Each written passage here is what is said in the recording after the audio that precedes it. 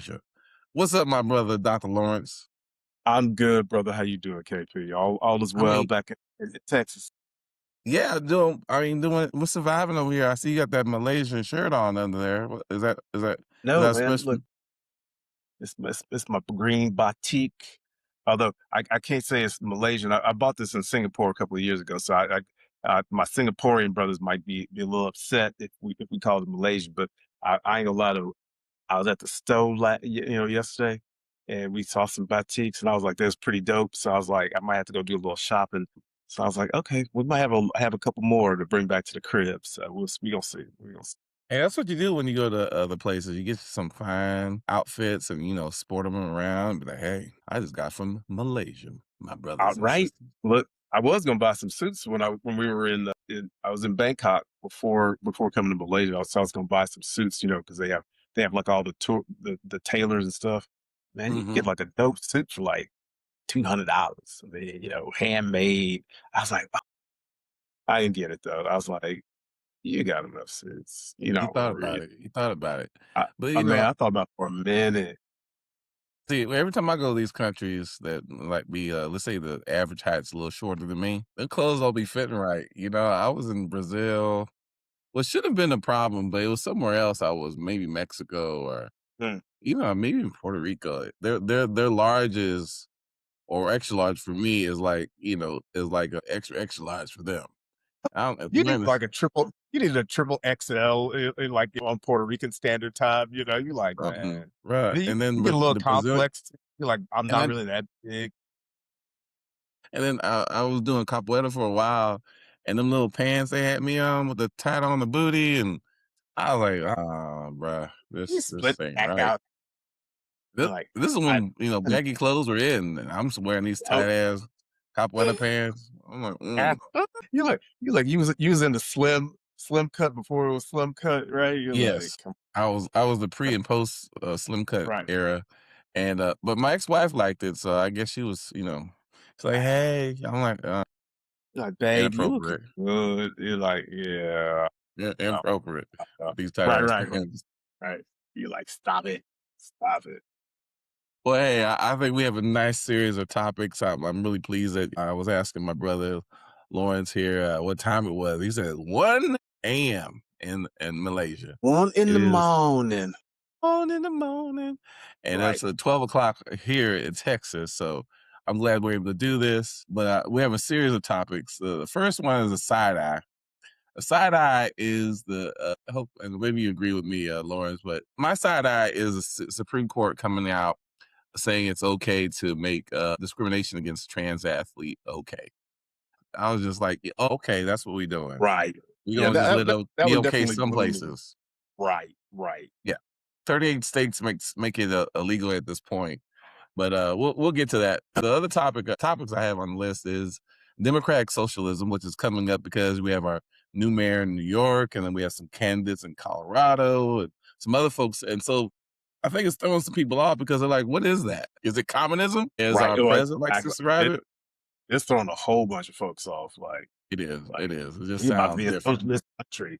I was like, yeah, I don't think this is exactly that, but okay. And then we wanted to spend a little time on birthright citizenship, which came down, which I was very happy that they did, but they still had three justices who were like, "No, it's okay to get rid of it." I'm like, What?" But we'll get to that in a minute. And then I want to talk about. We might get to this. This one's a little more just about recharging, the importance of recharging, because particularly in the Black community, but you see this in other communities as well. We just, for some reason, just recharge. And I'm not talking about sitting around doing nothing. I'm talking about actively recharging as a way of, saving ourselves. And we have a tendency to kind of ignore that kind of important. We just, as if we don't deserve it. Right. And then lastly, the You don't. rise of African teams during the World Cup. If you've been watching the World Cup, you've seen, I think it was 11 who had made it to a certain point. Now I think we're down to 7.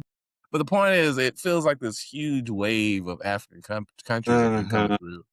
And I'll be honest, it's been nice to watch. And last one I'll get to is I had a friend of mine who's, I'll say South Asian, but this is unfortunately a phrase. It's heated.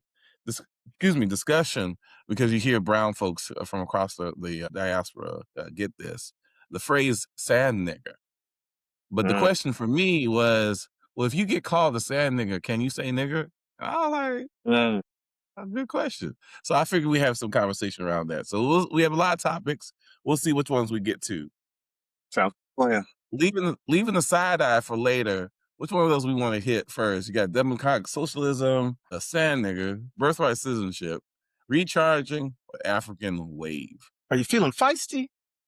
Yes, I'm feisty. I'm always feisty. All right, feeling feisty. We probably gonna have to start dealing with the transgender birthright citizenship. Oh yeah, let's do that because maybe you follow this more than I do, but what I keep on learning, this is a season where they come down with a bunch of decisions. Usually the toughest ones, the hardest ones, and there was Right. a series of them. The ones we're going to focus on are birthright citizenship, and I don't know the way the whole procedure went the first time around. It just didn't seem like a lot of the justices were in for favor of rescinding this, partly because it's in the Constitution, 14th Amendment. It's pretty clear, but their interpretation is if somehow you're undocumented, or as they like to say, illegal, that you somehow don't have the right of birthright citizenship. And I guess the part that bothers me is that to me, this should have been a slam dunk. It's right there in the Constitution, bam, boom. And you still had three justices, Alito, Clarence Thomas, and Gorsuch, who decided, yeah, this is not a bad idea. And I'm like, no, this shouldn't be a good idea at all. It's I don't it's know. it's not I was it's disappointed. not an idea. Like, why are we having this conversation, people? Like, why? Why? Yeah. Finish your thought. No.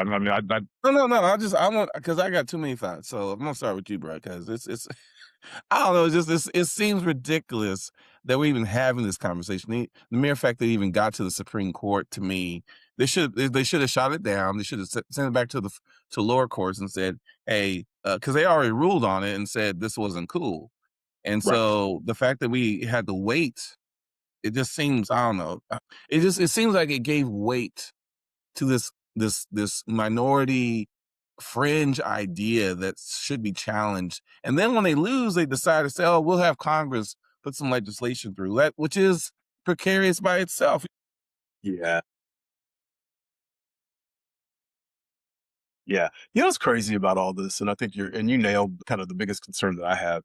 The Roberts Court, as a rule, has on seemingly every controversial issue that you know the Trump presidency has come up with, has ruled in ways that says, yeah, we're against it, but here's a way you could make this real, and never actually stamps out the issue and creates closure around it.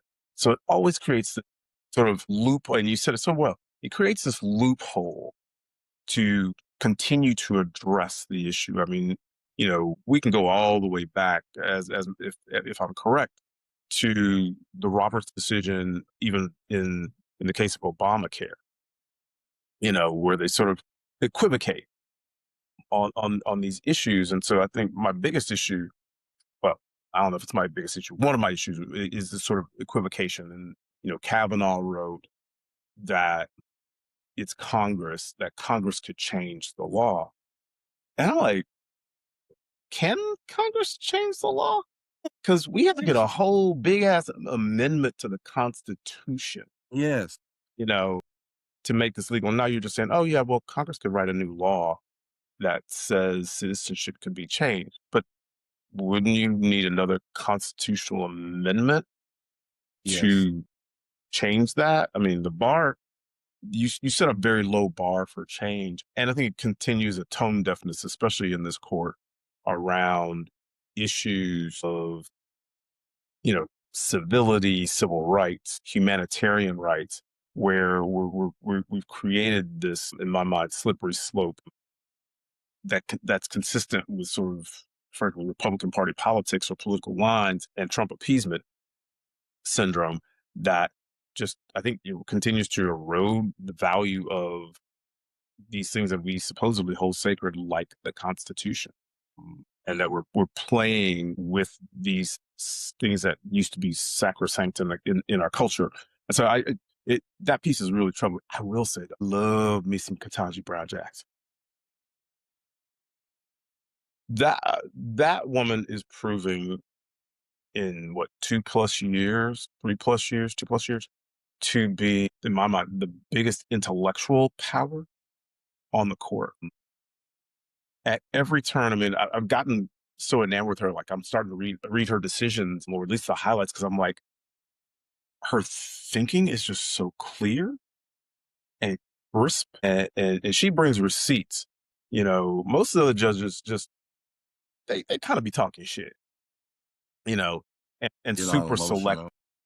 Right, exactly. They all emotional about the stuff. She brings receipts. She's like, look, Clay Thomas, let me tell you something. Clay. You and that BS you talking about color blindness, it's like, no, that is not what the Constitution said. It is not how it was written. This is the history behind the thinking, and a history. What I loved about it was, and here's a history that predates this document that you call sacrosanct, the Constitution, that led to the 14th Amendment and this idea of universalism, which I was like, and it was just so just beautifully written and articulate.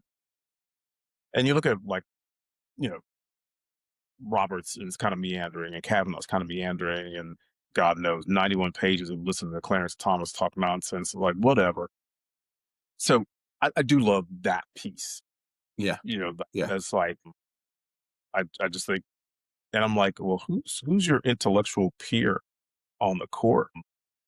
Because I don't, back in the day I would have said it was Alito, but he just seems to be old in his And thinking. crabby and mad Yeah, all he's the a time. bitch. And just Right, big yeah, he mad was all bitch. the time. Right. Mm-hmm.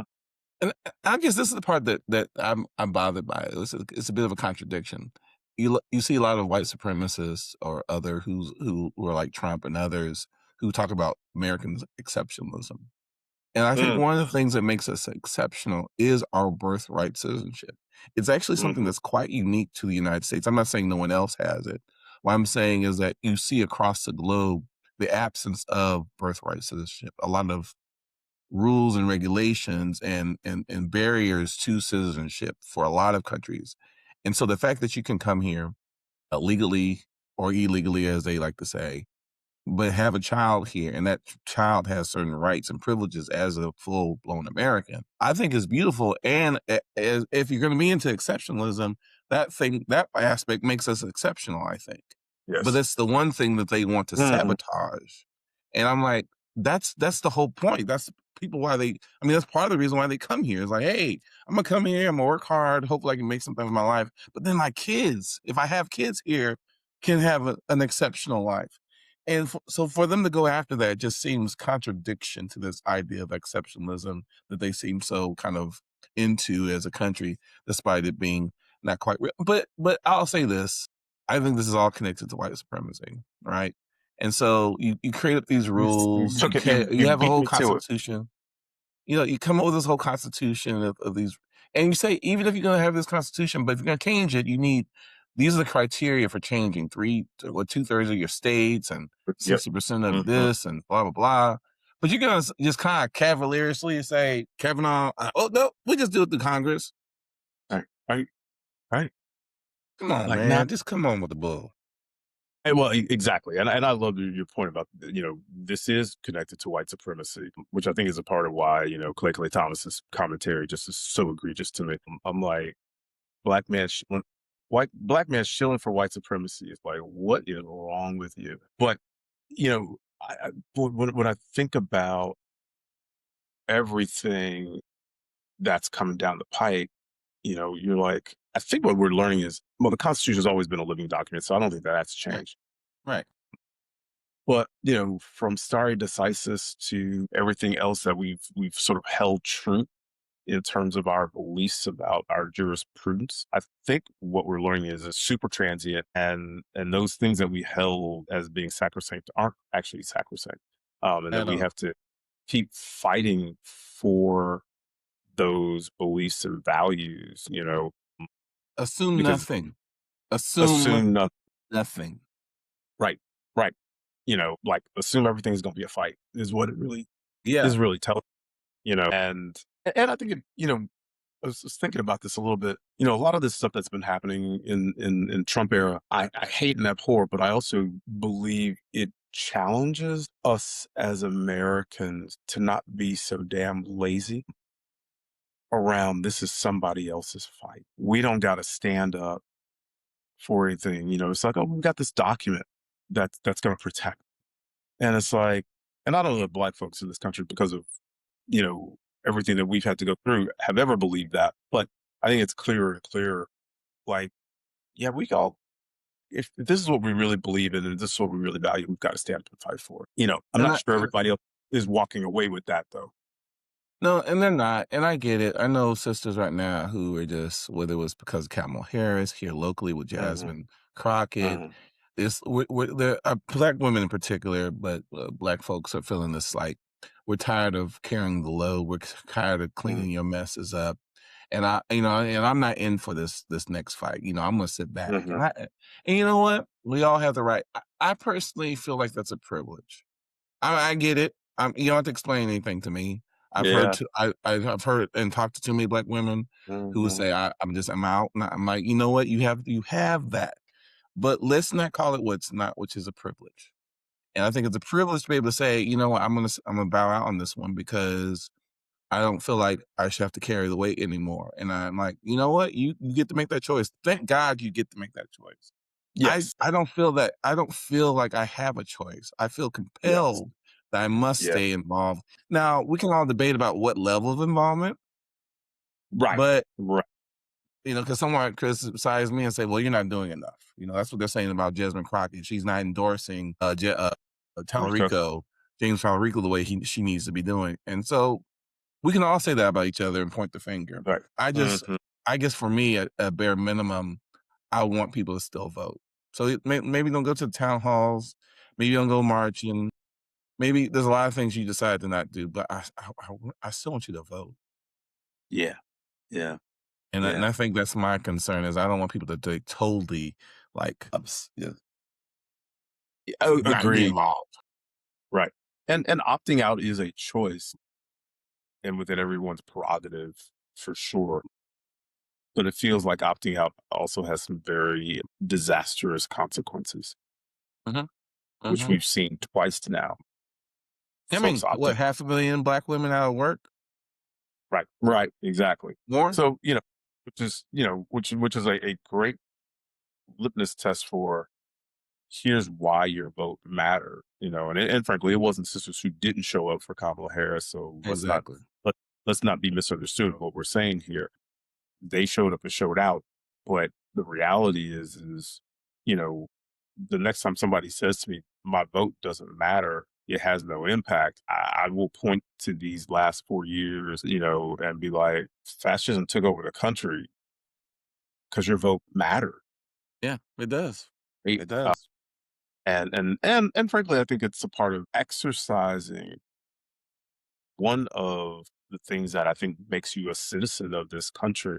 And I'll put a particular onus, and I'm gonna do it on Black folk, because God damn it, our great great great grandparents didn't have this opportunity, and many of our parents' generation, definitely grandparents' generation, fought incredibly hard to have the right to vote. And it's a part of exercising your citizenship. I mean, so I don't think we're at a place where we can just be like, oh yeah, I what I do doesn't matter. There's no implication to it. I'm like, pump that, get your ass up, go vote. And Lord Well, knows it's got easier by the day. I'm like, you know, well, part of this is because we live in a political system that makes it seem like our votes don't matter. We are yes, in economic circumstances that we feel like our lone voice by itself has that there's no implications, that no one's listening to me. I think those are all real things that and I understand they are why. real. But I'll be honest, I feel the same thing sometimes. Sometimes I feel them really deeply, Hmm. but I habitually vote. You still get up off your ass and go out and vote, though. I habitually vote, not knowing always what's going on, don't know all the issues. Sometimes I gotta go do research. Sometimes I call a friend because I'm like, this country, I tell you, we're still one of 3 countries have not signed up for against slavery. Right, I'm voting. I'm voting. right. I'm voting. So I hope others still vote, and I think birthright citizenship being upheld is another reason why our votes matter because I think given another more years and a change of more people in the Supreme Court thinking like Alito and Alito and Kavanaugh and Gorsuch and other thing, well, they could change it, and I think that's the reality that we're faced with is that that can change. Yeah, yeah. I mean, yeah, it can change. It may well change, and it feels tenuous, you know? I And it mean, shouldn't. It should be a and fundamental. it should be a fundamental, right? These are not questions that we should be asking, you know? I mean, and especially when you think how many people who don't look like me and you who got into this country because their families came illegally, Mhm. who are now trying to close, you know, a pathway to citizenship for so many others. You know, it's like, well, what's that about? You know, I mean, you're like, well, it was good enough for you and your family to come here illegally over the border, but it's not. But it's now it's not cool. You know, because you somehow were the white kind of people Yeah. to come Right, across the white kind of border folk. and stuff. You like? Well, Did you yeah, like how? because yeah, You yeah, like yeah, how? yeah, I like that, but that speaks to I appreciate Trump that. Trump doing little care packages for white Afrikaners who come to this Ab- country Right, to right, make them feel right. better about their transition. But I That's right. I do wanna transition because the other topic I thought would be good to hit that's related to this is the World Cup, and Even I'm yeah, bringing it up because we have all these people across the globe, and we've shown really great goodwill and soft power to a certain degree because now people are yeah. here in the States having a great Mhm. time, and we're Great receiving time. them, and they're receiving us, despite Trump's attempts to kind of sabotage things like he did with the Knicks. But, They but what's for that's me the was a reason. They great need him to go thing to the next is that's USA soccer match so they can lose, right? It's like, just go on up. don't show up, bro. Just don't mess it up. Right. But and then the stupid thing about the Iranian team who are in active conflict right now, he basically says you can go play your game, but then you have to leave and go to Tijuana afterwards. Right. So And just ridiculous. that kind of nonsense. Yes. But the other thing that's been interesting is that, they've gone from 32 teams, I think, or maybe 30, 36, I can't remember, 30, to 30 48 was teams. 32 to 48. Yeah. Yeah, 48. And I don't Mhm. know if that's part of it or what, but there was 11 teams, African teams. That includes Morocco and Mhm. Senegal and Congo and I think Ghana, a number of other countries who were Cabo part of this Verde. experience. Yeah. Hmm. And I think there was a fear. Someone said, "Are the Europe because they're going against European teams?" And people are like, "Are all the European teams going to get kicked out of the World Cup by the African teams?" Because I think people are surprised how well some of these African teams have been doing. Because we're talking about countries that don't have the same resources or facilities, but a Yeah. lot of them are Yeah. playing in European Well, conferences, absolutely. and they're coming Absolutely. back strong and playing well. Yeah. I mean, and to me, I'm like, I'm sorry. If any African team could beat all the European teams, I'm Meet the oppressors. look. It's like payback to all the colonizers.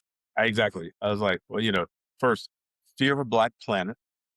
I hear Public Enemy in the back of my head. It's like fear of a black planet. You know, I have been a massive football fan for God 35 plus years. Sweet. Yeah, I mean, having gone when I went to school in Scotland, I became a big football fan and have kind of religiously watched the sport grow in this country for a long time, and the African teams were not competitive. No, You they know, weren't. even though they had, and the irony was many of the world's greatest players were African, but the preponderance of talent wasn't there. And now what you're seeing is, I mean, I saw something the other day, something like, and I may get this wrong, maybe a third of the players who are playing in the World Cup are French or basically grew up in France, but they don't play for France. Right. Yeah. Right. In You France, know, Netherlands. France, Netherlands. I mean, Sweden, for God's sake, has like three black dudes. So you're seeing, I think hell, Norway's got a black dude on their team. So you're seeing this blackening of the World Cup. I mean, hell, Ecuador's whole team was black, except for like one. Well, if you didn't know nothing And about Ecuador, you would think that maybe there weren't no black people there, and well, you find out exactly, and that was one of the things now that was there's some really black people interesting. there. There are some black people in Ecuador, so I think that's frankly, the best player on the Mexican team right now is a black dude who's an I mean, immigrant. what's his name? Quiñones. Yeah, Quiones, yeah. That dude's speed is like amazing. I mean, He's he was special. sucking people down. I was like, dang, boy. He killing folks, and L3 loves him. I'm like, but again, there are no black people in Mexico either. But to the earlier question around, the African continent, they have been coming the last two World Cups, hmm and This wasn't brand new, right? This is it's not actually branded. a I mean, developing thing. Morocco 4 years ago really took it into. I think they made it to the final eight, or even no, they were in the final four. Yeah, They they're were right semifinals. Yeah, semifinals, and that was really quite unexpected, even to me as somebody who watches it a lot. Because I was like, American cats ain't that good. But then I'm like looking at it, and I'm like, oh, that dude plays for Paris Saint-Germain. That dude, I mean, so they had some players. I was like, them dudes can go get it. yeah, The yeah. cats at Senegal for Senegal and Cote d'Ivoire. I mean, these guys play in major leagues across the world. I mean, they're superstar talents. And again, I think what you're everything we're gonna talk about comes back to white supremacy.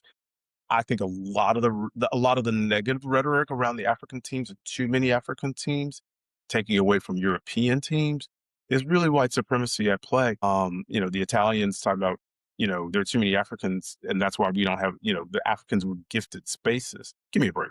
They performed and they won. And by the way, the number of African teams were hard fought to get those spaces with FIFA Yeah. because FIFA would not give them the proportionality of 54 countries in Africa and the number of spots that they have allotted to them is not proportional to the number of spots that the European teams are allotted, given their relative size. The Europeans actually have outsized number of teams into the tournament. So, so that was just BS. But the way that they're performing, what you're seeing is even with less available to them, the talent of the players on a reasonably fair playing field, the talent of the players wins out. And, you've been cultivating African talent throughout the world. Now we're doing it in football. Before we were doing it in terms of agriculture and enslaving them to do these things, our bidding. So now they're on the playing field and when given a fair shot, Shocking. they perform well. Yeah, and that's always been and I think we have talked about this before. When you tap into the natural genius that's across all communities, this is what you see, right? That's what And just because France has like more than half of their team black doesn't mean that's a reflection of the society in France. No. What we're talking about is a talent that's represented. I believe 9 of the 11 players who are starting for France are black, are of black African ancestry.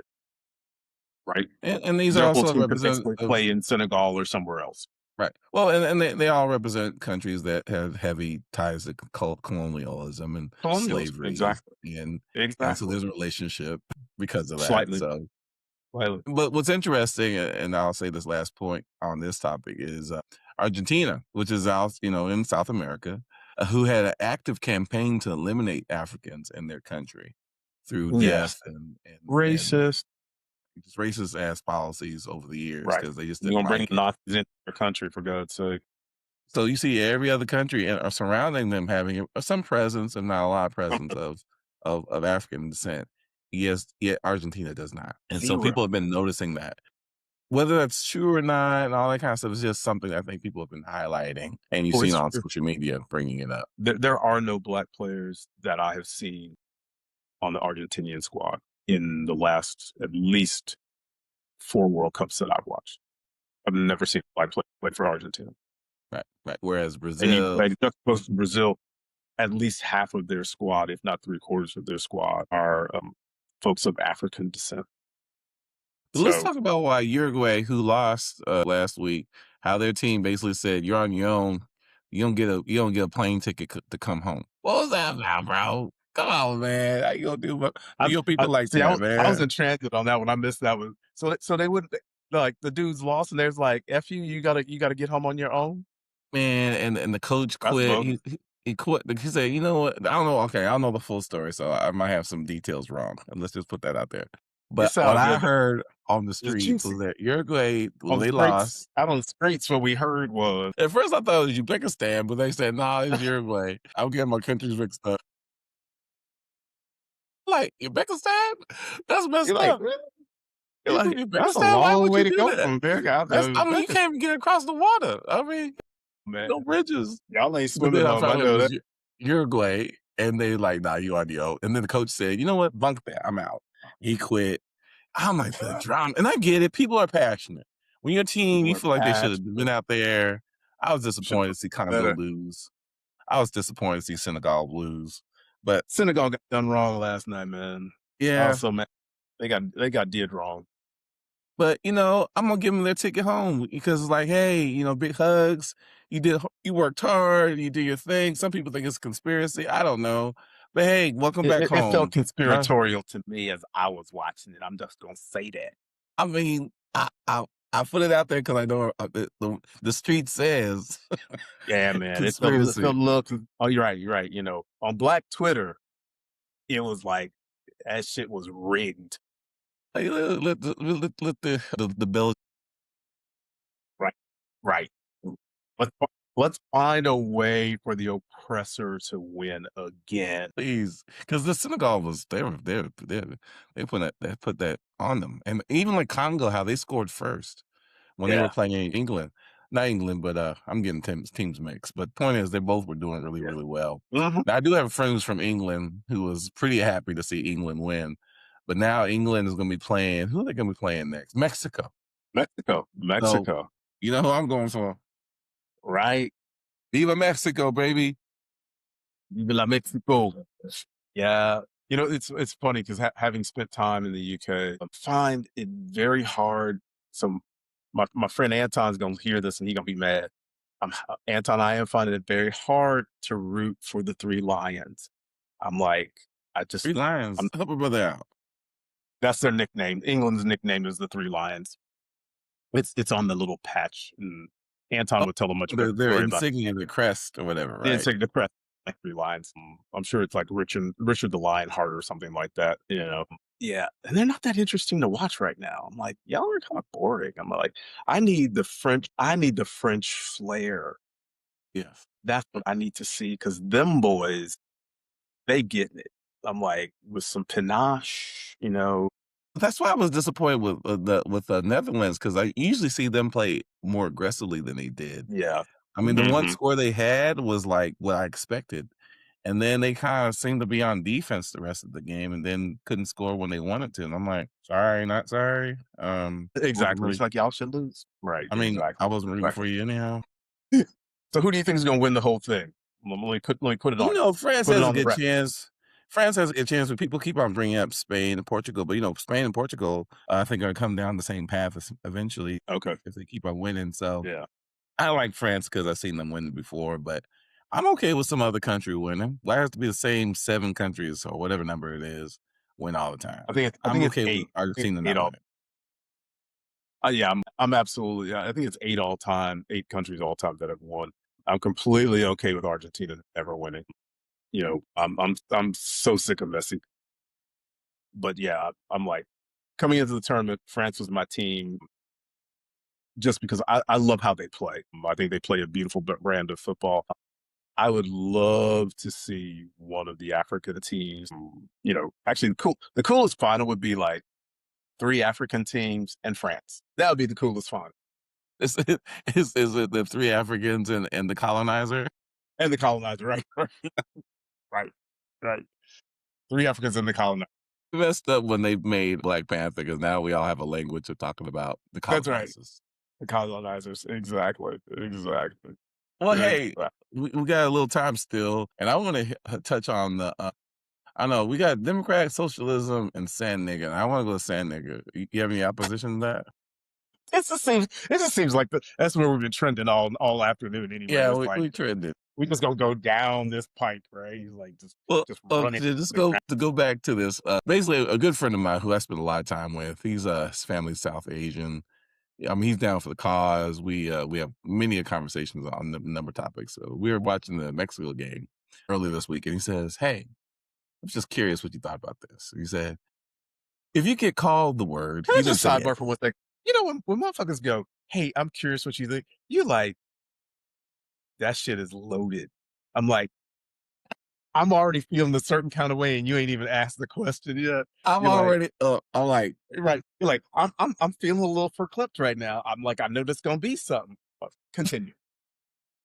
and Right. so he set it up, and we've had conversations about this, so it's all understood. But this is slightly different because he's like, he was some guy, some homeless person called him a Mhm. Sam nigger to his face, and he's like, "Why?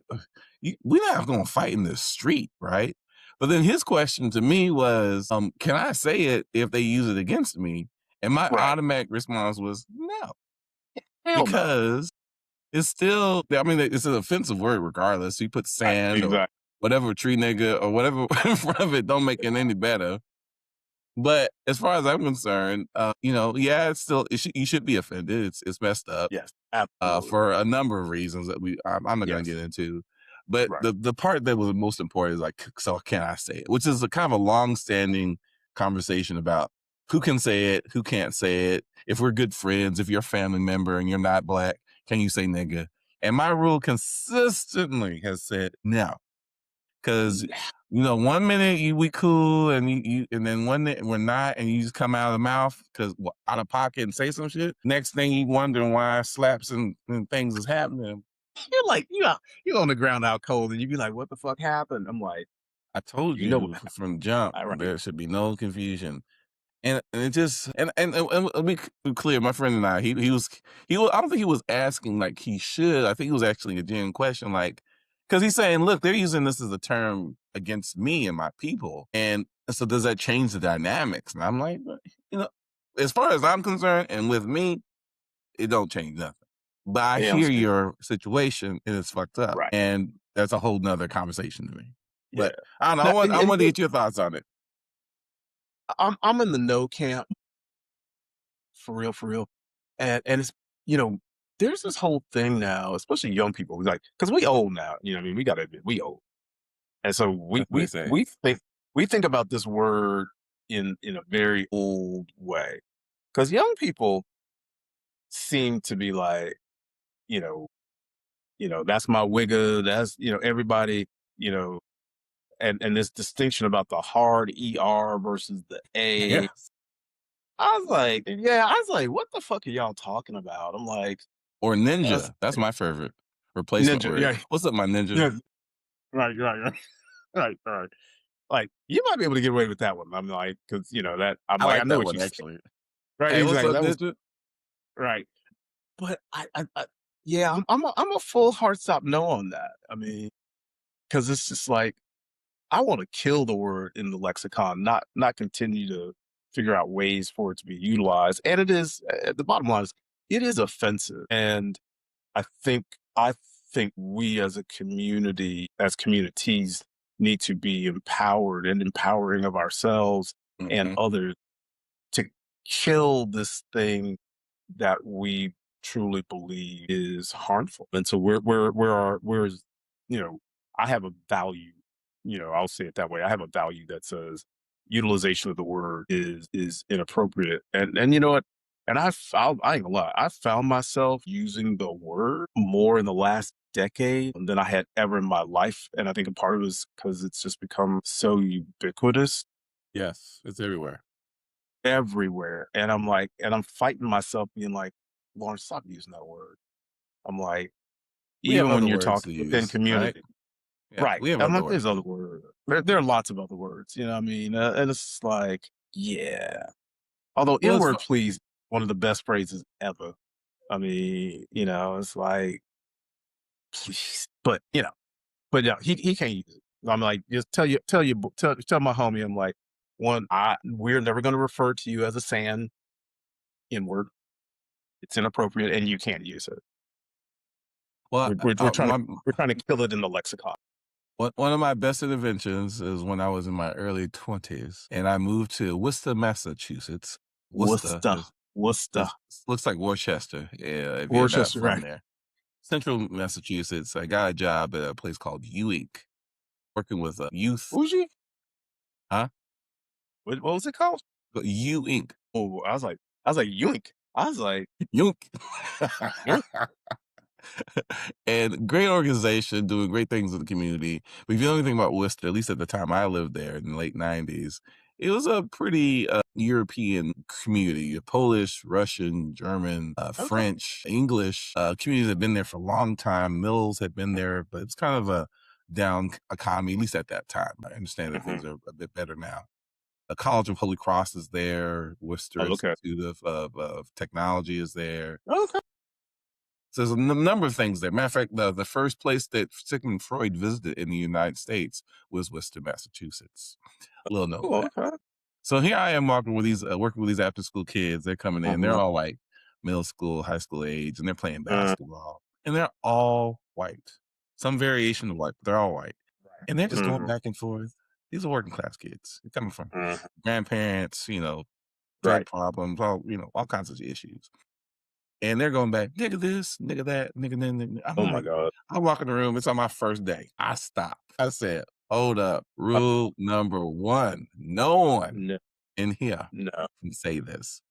And one kid was like, he was about to say something. I said, look, I don't need this job this much. And I'll talk to you, your mama, or whoever else we need to talk to clarify this. Let's be And he's clear. just like, he's like this. Never heard that Right. word again. I worked there Never for a year again. and a half. But I love your example though, because I mean that's the piece that we're talking about.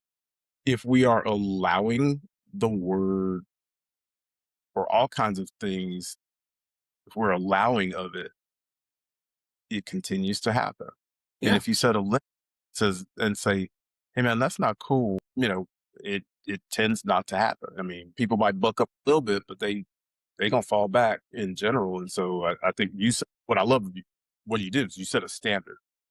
You know, it's not appropriate. I had a friend, I had a black friend, well, actually my closest friend, who with other close friends who were not black, he was comfortable with them utilizing that word in his presence. And one of them asked me, and he's like, he dropped the N word, and I was like, "Yo, I don't know." I was like, what'd you say? He says, "Well, he's cool with it." I was like, "I'm not Nah, him." nah, nah. Yeah, no, I'm not him. I said, "That's not. Nah, nah, nah. We ain't going there." What is But you that know, I'm about? not that. What is that about, bro? Because I have some friends, some brothers, mostly brothers. I don't hear this from sisters. Brothers Mhm. who are like they're okay with it, so they let their non-black friends use it in their presence, and then you go Yeah. hang out with them, and then it happens. I'm like, who let this? Oh, so and so. Like they blame, they click the blame and point the finger. Him over Right. there. Say it was okay. Right. I'm like, Right. and Exactly. I'm Exactly. having a conversation with home Right. Exactly. You like intervention, you look at him with a side eye like, what is wrong with you? intervention. Yeah, intervention.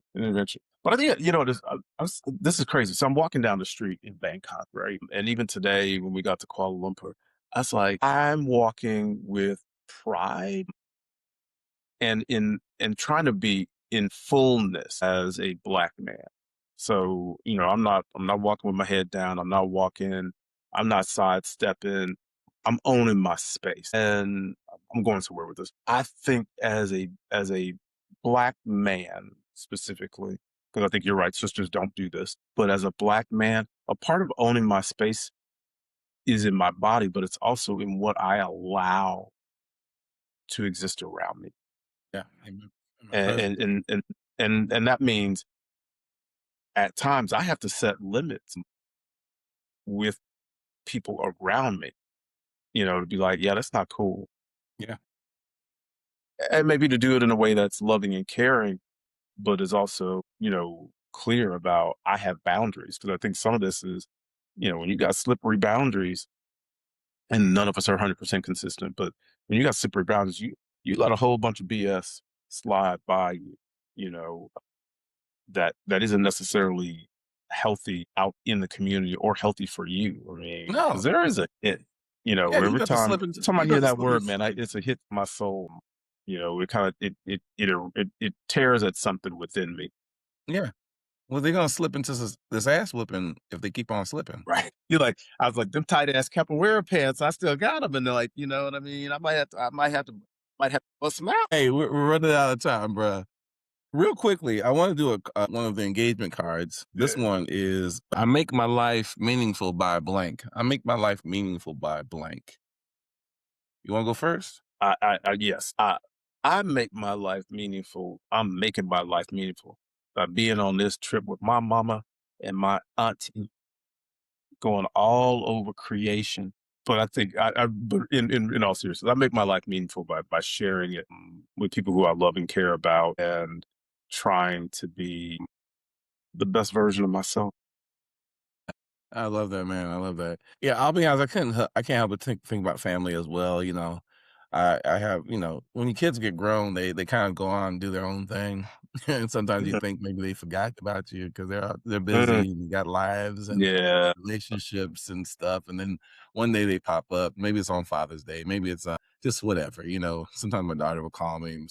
They just call me. And I think one of my formative relation experiences I had growing up is that when I did visit my father as a kid, I'd be so excited. I would just talk just incessantly. And my father Mm, would be like, basically kind of teasing me, but, kind of uh-huh. telling me to stop talking so damn much. I'm talking. And I notice with my kids, particularly when they're excited, they talk a lot. And Yeah. what I do is I stifle myself because, sometimes it's not always easy to track what they're saying and they're kind of really Mm, super excited. But I stifle myself and just sit there and listen and ask questions yeah. and show Mm, interest. yeah. Because that really means a lot to me, and I want them to know how much I care and wanna know about their lives, you know? And Man. so that brings a lot of meaning, to me as a dad, and hopefully I'm doing the things that makes them feel loved and cared for, so that you made me think of that when you said family, so Yeah. thanks. By the way, how was Father's Day?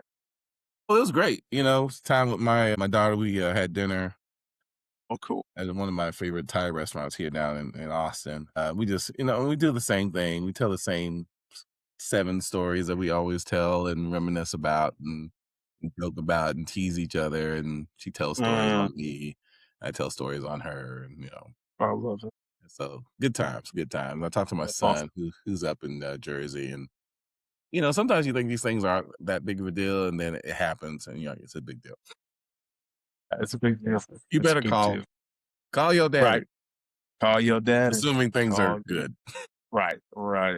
Exactly. You better Well, check let's hit in. this last topic, bruh. If in a little bit of time we have, this is our side eye. I'm really disappointed because I have some friends who are children are trans, who are trans themselves, and it's diabolical how we make exceptions for these kinds of things instead of saying, "Look, people, society, figure this out."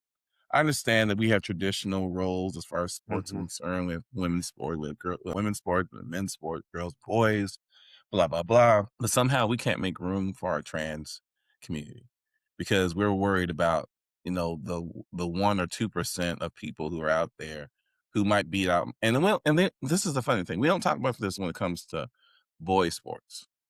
We only talk about this when it comes to women's and girls sports. The worry people have that somehow their daughter, their girl who's worked really hard is going to be beat out by a trans woman or trans Mhm. girl. And I'm just like, we got to come up with something better than what we have right now. And outlawing it and not allowing trans girl and women to participate in competitive sports is just, I think, an injustice. And the same rationale you heard before about Black people and whoever else, Native Americans, Latinos, is the same stuff I'm hearing today. And the fact that we have a Supreme Court who supports this instead of really challenging society to figure out how to help solve for this problem, if you even see it as a problem. But to make Yeah. I don't even say accommodations. Just let girls be girls and boys be boys and let them play.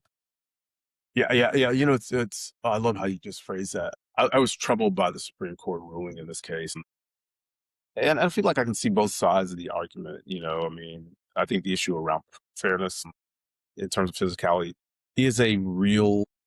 I think it's a real concern. I think. And what are the mechanisms for figuring it out as a society? Because I think And I think some people would argue, well, there are no mechanisms because once, once a child born, as a cisgender male, even with taking hormones and, is genetically predisposed to be stronger, faster, blah, blah, blah, whatever, that the playing field can never be fair.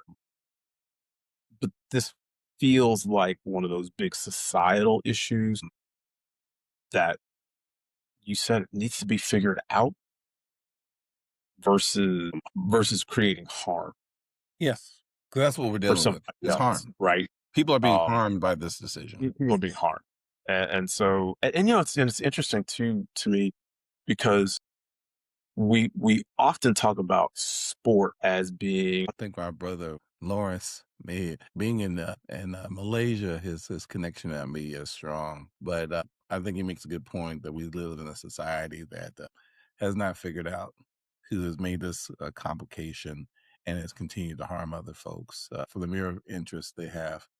Lawrence, you back?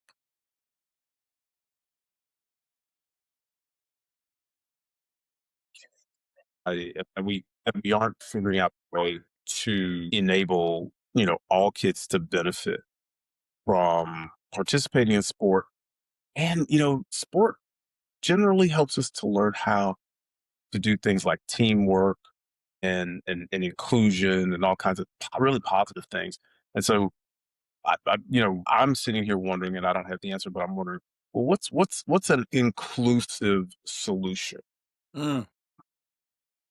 to this issue? I'm like, because I think both camps have legitimate concerns that need addressing, but we're doing it in such a ham-handed and sort of draconian way that you know we've pitted cisgender females against trans women and said, well, one of them is there's a hierarchy. Yeah, I think my biggest frustration is that you've seen women of color in particular come under assault and having their gender questioned when they Mm, identify as cisgender female woman mhm, or girl, and because yep. they're high performing, maybe Mhm, they have the stereotype of looking more masculine in some way. They're more mhm, muscles. I mean, they said that about Serena Williams. We had the problem with recently about our former vice president being called a man.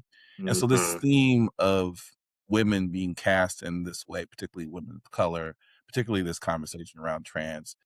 For me, I'll be honest, the simplest solution is just let them play because we're talking about a very small percentage of people who are playing in these sports anyhow. And to see if this actually comes true, they actually are performing at a higher level. Right, are they winning?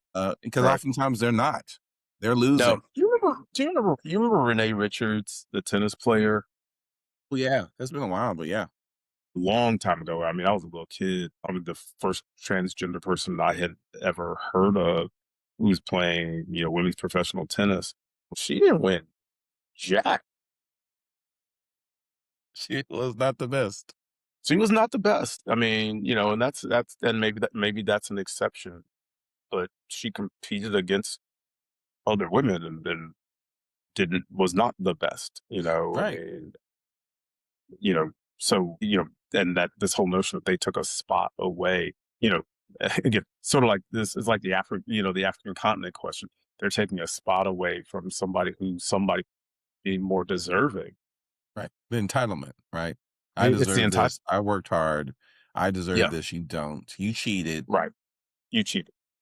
As if this whole thing has ever been fair from the very Never beginning. been fair. Never been It's fair. never been Right. fair, but, you No. get your privilege and you get your Hmm. benefits and all this stuff, and you work hard, and yeah, you perform really well, and great, congratulations. But it wasn't like this other person didn't perform hard, and then they question their gender. They say, "Well, well, what do we do with someone who's just doing it so they can do better?" Who do you know who fakes going through Woo. the whole process of Right. becoming a woman or a man Right. Right. medically or whatever? Who fakes that just so they can win some Don't go through games? all that so they can win a Come sport. on. I mean, Come on. you know, I know there are dudes out there doing steroids to hit baseballs a lot further than they There's should have that. humanly do. I was like, but I don't think most people are, especially when you're talking about, grade school and high school age kids. They're not, I don't know anybody who's like, oh yeah, I'm gonna go do this, because quiet as kept. There's a whole lot of stigma Yeah, that yeah, that comes with making this decision, you know. And again, but to your point, and we don't care about transgender men playing no, sport. no, no. I I personally would love it if we were watching the World Cup and we found that there was a trans man playing on one of these teams and they were badass. I'd be like, Right. make that shit Gone. happen. Make Right. it happen. Trans woman playing World Cup. Right. She's Right. out there doing her thing. Right. Right. I just it wouldn't bother me if there's a trans woman who can whoop me in any sport I play. Have at it. Have at it. Congratulations. Right. Right. I Because just look, I play me some golf. I know that there's not a woman on the LPGA who couldn't kick my ass on the golf course. Mhm. Out drive me, out everything me on that golf course, right? And probably most girls who are playing high school golf can probably outplay me. I mean, so it's like, yeah, bro. I'm like, so like, what do we talk about? What do we talk about? Yeah, So exactly.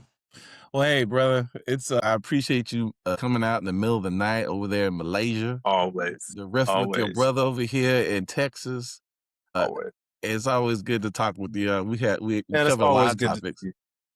and unfortunately, we didn't get to democratic socialism. Good thing that's not going anywhere, so we can talk about that next time. And we didn't get to about recharging, the importance of recharging, but we can touch on that again next week as well. So we'll leave it for then. Until then, thank you, brother. Get you some Always sleep. good to see you, man. I'm getting ready to go recharge. I'm gonna go recharge. Please recharge, brother. All See right. you next time. Have a great one. Be well. Peace. Look, I think I got 3 hours. I'm gonna give me some 3 hours worth of sleep and call it a day. I'm like, and then get ready. Then I'm gonna go sit in the back of the van. We got like, I think we got to drive an hour and a half or 2 hours to get to wherever we're going tomorrow. Yeah, yeah. So I will say exactly. I do. So far, I'm like, I like Malaysia because although Kuala Lumpur is clearly a large metropolitan city, but it's just like surrounded by greenery. It feels more like or whatever the natural land is. Like Bangkok was just like a concrete jungle. I mean, like you had to work hard to find some greenery there. Yeah, like I was surprised. Yeah, and so it felt. I mean, you could have plopped Bangkok in in any country as a major city. It'd be very much at home in like New York or something like that. I mean, just